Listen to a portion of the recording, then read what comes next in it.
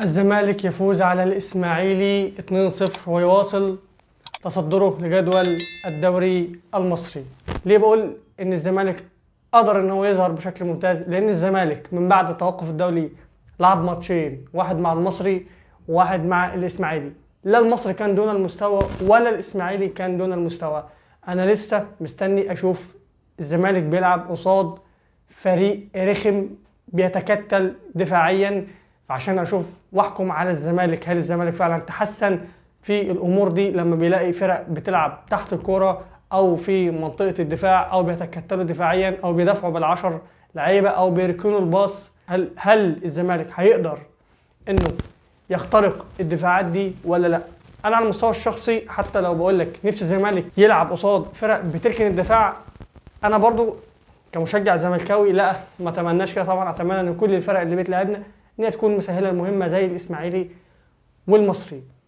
اللي عجبني في الزمالك انه في الماتشين دول قدر ان هو يستغل المساحات اللي كان بيسيبها دفاعات المصري ودفاعات الاسماعيلي، وان الزمالك مش بس كان بيهدف بل الزمالك كان بيصنع فرص والزمالك ما كانش بيقدر يستغلها على اكمل وجه. ماتش ما كانش فيه كلام ياما عن الفنيات او عن التكتيكس، فعشان كده هدخل على التقييمات على طول. طيب في حراسة المرمى محمد صبحي لم يختبر وكان كويس عادي زي كل الماتشات اللي فاتت او زي الماتش اللي فات، فهياخد 5/10. عمر جابر ما كانش وحش وما كانش افضل حاجة قبل ما يخرج، ف4/10. حسام عبد المجيد كان ممتاز النهارده، انقذ هدف من على خط المرمى فهياخد 7/10. محمد اسماعيل كويس ولكن الثقة الزيادة المبالغ فيها مش أحسن حاجة، وأنا هنا بتكلم عن الكرة اللي اتقطعت منه في الشوط الثاني واللي أنقذها حسام عبد المجيد من على خط المرمى بعد ما تجاوزت محمد صبحي، فهياخد 5/10.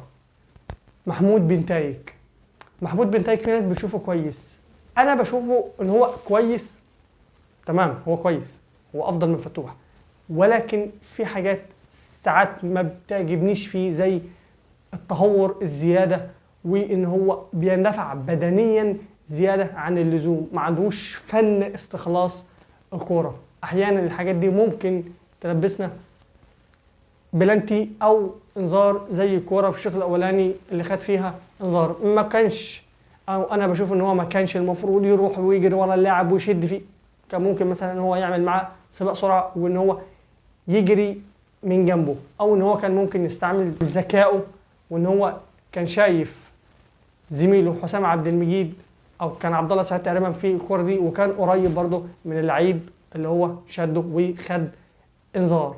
كذلك برضه ما عجبنيش في رميه التماس اللي لعبها لحسام عبد المجيد، فهياخد 4/10. دونجا لا كان سيء ولا كان حلو، لا خير ولا شر، لا فاكر له حاجه حلوه ولا فاكر له حاجه وحشه، بل يمكن كان فيه حاجات وحشه وحاجات حلوه، فالاتنين يعني هو ما ابهرنيش، ما كانش حلو وما كانش وحش، ف5/10. عبد الله السعيد رجل المباراه النهارده ياخد 8/10. ناصر ماهر الراجل اللي لما بيكون فايق الزمالك بيكون فايق. ناصر ماهر لعيب ممتاز وممرر كويس وراجل بيعرف يحط الكوره تحت رجليه. الكوره لما بتكون هي عزيزه عليه او لما هو بيقرر ان الكوره تكون عزيزه عليه بيعرف يتحكم فيها برتم عالي جدا وبمهاره عاليه جدا، بيعرف يعدي واحد على واحد، بيعرف يباصي، احيانا بيعرف يشوط، بيعرف يستخدم ذكائه، بيعرف يستخدم جسمه، بيعرف ياخد فاولات. لعيب بسم الله ما شاء الله، فياخد 7/10. ادم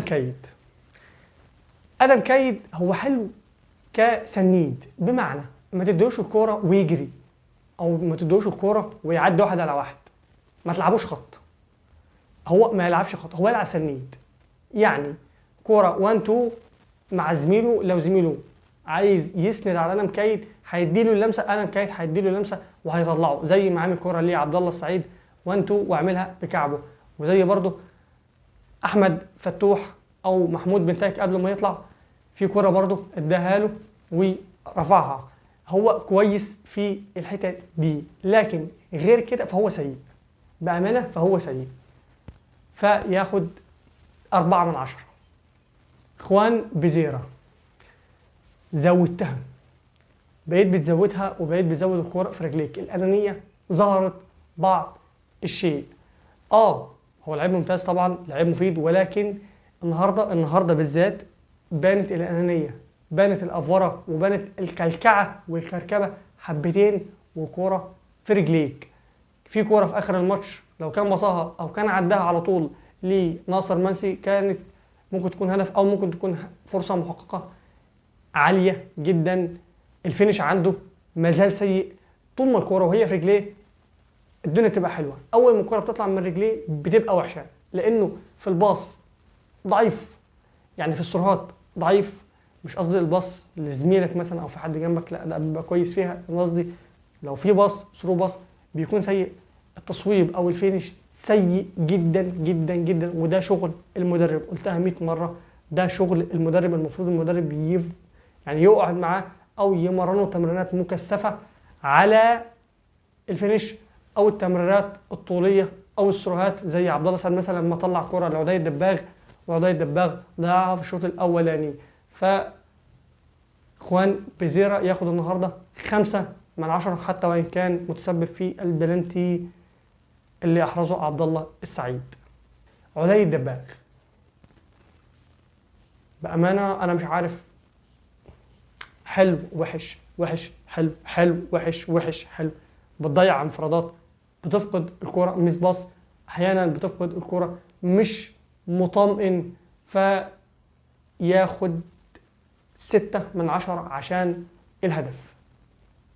التبديلات، صلاح مصدق لعيب، انا بشوف لعيب كبير، فياخد 5.5/10.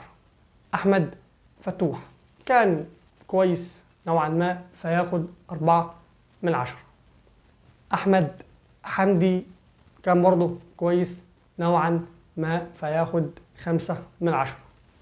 عبد الحميد معالي كويس حتى وان كان مش مطمئن، برضه في ماتشات يا جماعه لسه لحد الان اللعيبه لم تختبر بعد، لسه في ماتشات لسه. فعبد الحميد معالي كويس لما بينزل بيكون كويس، ولكن برضه حاسه مش مطمئن، حاسس ان رجليه مش ماليه، يعني رجليه مش ماليه، في لعيبه كده تحس ان رجليها سايبه من بعضها.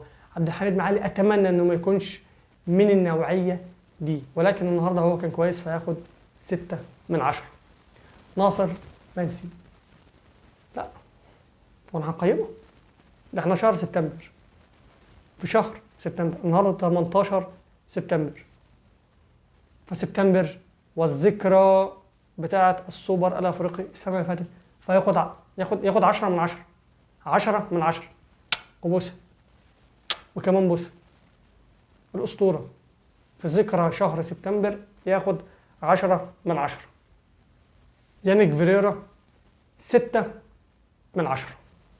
اتمنى ان الزمالك يفضل على نفس المنوال، ولما نقابل فرق بتلعب دفاع منطقه او بتركن الباص، ان الزمالك يكون في تاكتكس او يكون في فنيات، مثلثات، مربعات، ايا كان شغل المدرب يظهر في المواقف اللي زي دي. لان من بعد التوقف الدولي لعبنا المصري والاسماعيلي، انا شايف ان هم ما كانوش اختبار دون المستوى. الزمالك قدر ان هو يستغل الدفاع المفتوح من الاسماعيلي والمصري، وان الزمالك قدر ان هو يصنع فرص ويسجل اهداف.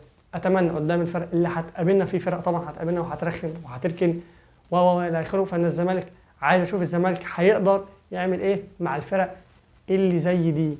وبس كده، سلام.